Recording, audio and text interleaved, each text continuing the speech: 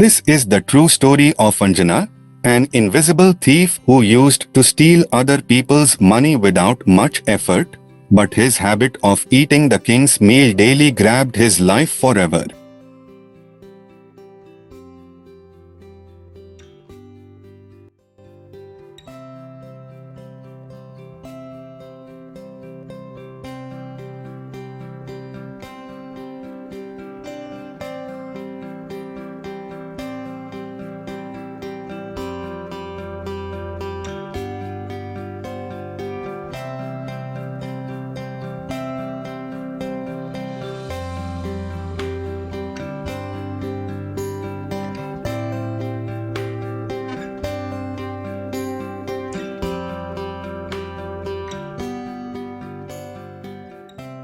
This is an old story about Anjana, an invisible thief, and no one was aware of his profession of stealing wealth. During stealing, he used to keep himself undercover through a medium of magic coal powder that was earned through a mantra by Siddhiriddhi.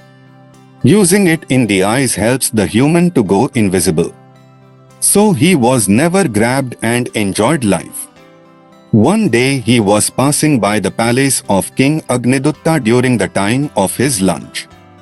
He smelled the preparation of the flavorous food substances and wished to get their taste. He put up the coal magic powder in his eyes for invisibility and passed into the dining room of the palace where the king was sitting to have a meal. He also sat beside the king very silently and took hold of his food partially.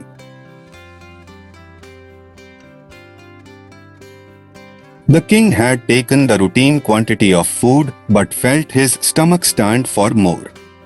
He did not demand any further because of shyness. He thought the cook might think about him as a hefty eater. Daily he used to come for want of tasty food, and his half-filled stomach affected his health adversely. The king's PM observed his weakened health. He asked about his wellness and the matter of his ailment. On insisting by PM, the king said, "I have been feeling hungry despite taking the same amount of food. It appears as if somebody has been sharing my food and also the food gets finished early." The talented PM guessed the reason for his hungriness, as his food was being shared by the Anjan thief who could not be grabbed up till now. A bad time for the thief and a good opportunity for the PM to hold the thief in custody. A layout plan was chalked down in consultation with the king.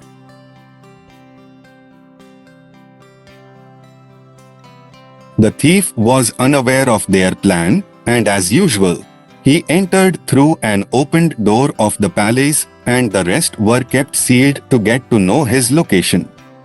A force of an intelligent person was deputed to carry out the plan, otherwise it would have been difficult to catch him later. The thief came into the gallery as usual, which was full of dry leaves on the floor, which helped in knowing the location of the thief through the cracking sound of dry leaves. Upon entry, the door was silently closed, and the thief was moving on the dry leaves without paying attention. The dry leaves were laid down en route to the dining room. As per routine, he sat beside the king, and the thief was invisible. To get him visual, a stream of heavy smoke in the closed dining room floated for the flow of excessive tears to those in the room. This also caused the flow out of coal powder from his eyes, hence he was seen visible and was then grabbed.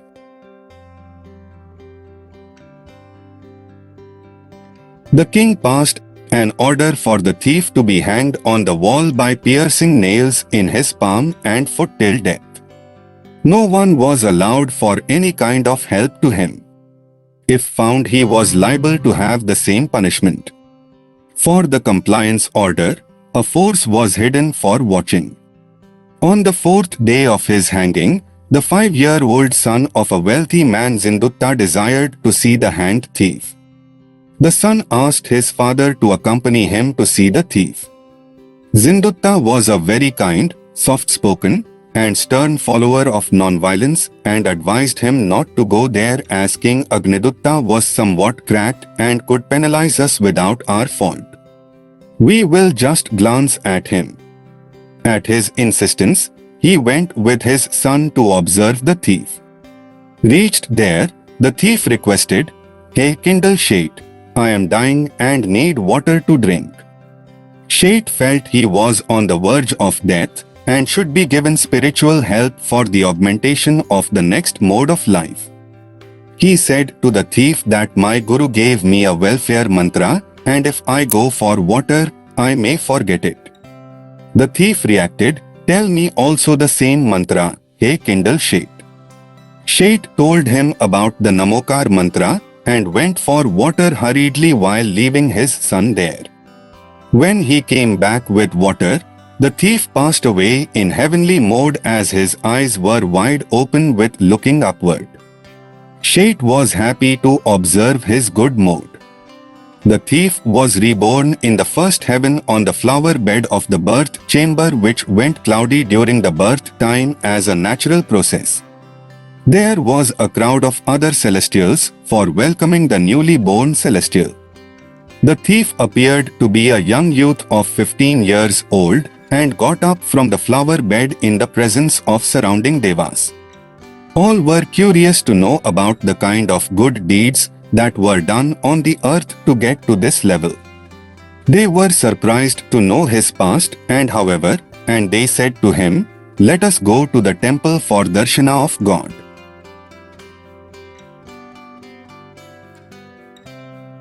The thief himself was surprised to know through the clairvoyance knowledge acquired, he got Dev mode by the grace of Shait, who well cared for his welfare.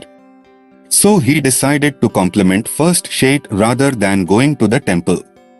As he glanced toward the welfare of Shait from heaven and felt his life was at stake. Meanwhile, the king instructed his commander to grab the Shait for defying his order and be given the same punishment. The commander and his trusty force marched toward the Shait's bungalow. Knowing king's action, the thief Dev had already arrived at the bungalow and watched at the main entrance door as a guard who seemed to be a strong black person. The king team reached the entrance door and asked the guard to send Shait out. The guard said he had been in deep penance, so I could not disturb him. The irrelevant conduct of the guard irritated the commander and said to his force, "Go inside and bring him out."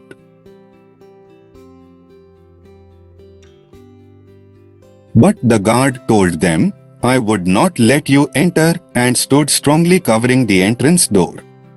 The commander got annoyed with this act and ordered the force to hold his legs and throw him out.